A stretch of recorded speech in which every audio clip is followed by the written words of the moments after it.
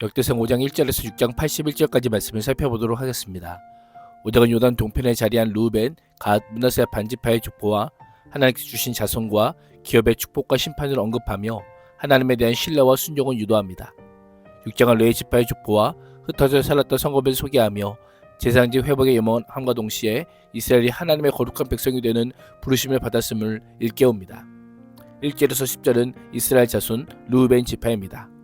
역대기의 저자는 장자 루벤이 왜 족보의 첫 자리에 오르지 못했는지를 설명하는 것으로 루벤 지파의 족보를 시작합니다. 야곱의 장기였던 루벤은 아버지의 첫 비라와 동침하여 북권을 찬탈한 죄로 인해 야곱으로부터 장자의 명분을 박탈당하고 두 몫을 상속받는 장자의 특권은 요셉의 두 아들 에브라임과 므낫세가 대신 차지합니다. 두 지파로 인정받은 그들은 야곱의 기도에서처럼 자손과 기업의 큰 축복을 받아 북이스라엘의 유력한 자로 성장합니다. 하나님의 중요한 속성 중 하나는 거룩함입니다. 레위기 19장 2절은 너는 이스라엘 자손의 온 회중에 말하여 이르라. 너희는 거룩하라. 이는 나 여호와 너희 하나님이 거룩함이니라.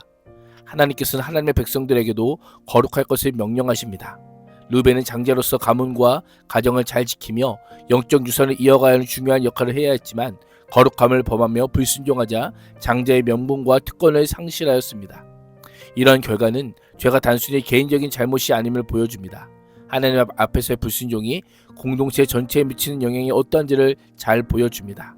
오늘 하루도 그리스도인이요 하나님의 백성으로 나의 행동이 가정과 공동체에 미치는 영향을 깊이 생각함과 동시에 작은 타협이나 불순종이 비참한 결과를 가져오며 기억하며 거룩함을 하나님의 뜻으로 붙들고 살아갈 수 있기를 축복합니다. 3절에서 6절은 유엘로부터 아스루로 사로잡혀간 지도자 부에라의 이야기가 언급됩니다. 지도자인 부에라는 아시리아의 디글라필셀 왕에게 사로잡혀갔습니다. 7절에서 10절은 땅 정복 스토리로 사울 왕 때 이스라엘 대적인 하갈 사람을 무찌르고 길렛에 거주하던 부에라의 형제 벨라는 가축이 번성하자 동쪽으로 유브라까지 진출합니다. 루벤 지파는 일부가 사로잡히지만 자신들의 땅에 거주하며 영토를 확장해가며 요단 동편에서 매우 번성했음을 알려줍니다. 장자의 명분을 박탈당하고 야곱으로부터 탁월하지 못할 것이라고는 저주를 들었지만 이렇게까지 살 수 있었던 비결은 하나님의 은혜입니다. 하나님의 은혜는 인간의 죄와 허물을 초월하여 베풀어집니다. 우리가 죄를 범하였다고 아주 버리시는 것이 아닙니다. 죄로 인해 징계하시지만 완전히 버리시지 않는 하나님이심을 기억해야 합니다. 11절에서 22절은 이스라엘 자손 갓 지파입니다. 르우벤 자손 건너편에 있는 갓 자손은 살레가 이르기까지 이르는 비옥한 바산 땅에서 살았습니다.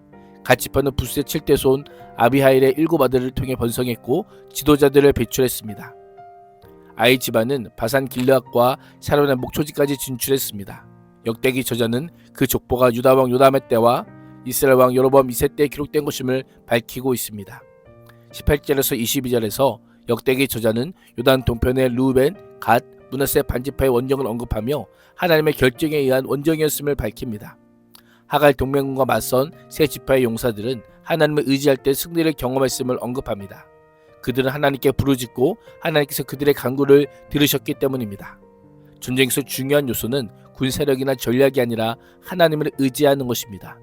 전쟁에 대한 이러한 기술은 성경 전체에서 반복적으로 알려주는 전형적인 전쟁의 원리입니다.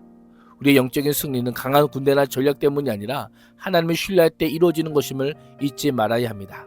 그래서 오늘도 중요한 결정을 할 때 나의 지혜나 경험이나 지식이 아닌 하나님께 도움을 구하는 하루가 되어야 합니다.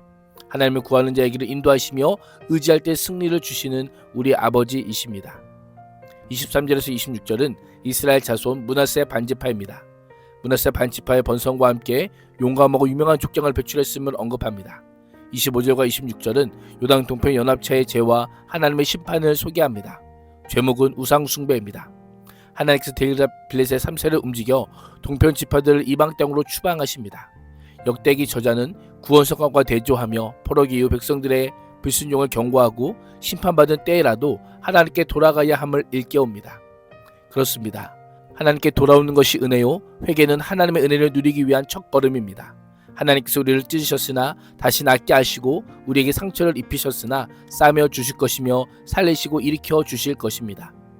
6장 1절에서 53절은 이스라엘 자손 레위 지파의 족보입니다. 레위 지파의 족보는 역사적 사건에 대한 기록 없이 인물들의 가문에 따라 소개됩니다. 1절에서 15절은 레위에서부터 바벨론 포로까지, 레위 지파 중 아론계열 대제사장들의 족보를, 16절에서 19절은 레위 지파 1대에서 3대의 계보를, 20절에서 30절은 레위 지파 3대 분파별 주요 직계 혈통의 계보를 소개합니다. 역대기 저자는 이스라엘 계보를 언급하는 4장에서 8장의 중앙에 레위 지파, 특히 대제사장의 계보를 언급하며 레위 지파의 역할은 단순한 종교적 의무 수행이 아니라 이스라엘 전체의 영적 중심을 이루는 이름을 강조하고 있습니다. 포로에서 귀환한 이스라엘 백성들로 하여금 여호와만 섬기는 신앙에 근거하여 하나님의 백성의 위성을 회복하기를 위함입니다. 31절에서 48절은 다윗이 임명한 찬양 직무자의 족보를, 49절에서 53절은 대제사장의 족보로 돌아가 아론으로부터 솔로몬 당시 대제사장 사독과 아들 아히마아스까지 12대 명단을 언급합니다. 역대기 저자는 예배와 백성을 위한 속죄의 직임을 부각하며 하나님과의 소통, 거룩한 백성의 삶의 중요성을 일깨웁니다. 54절에서 81절은 이스라엘 자손, 레위 자손의 성읍입니다. 레위 지파의 기업은 여호와이기에 따로 기업을 분배받지 않았습니다.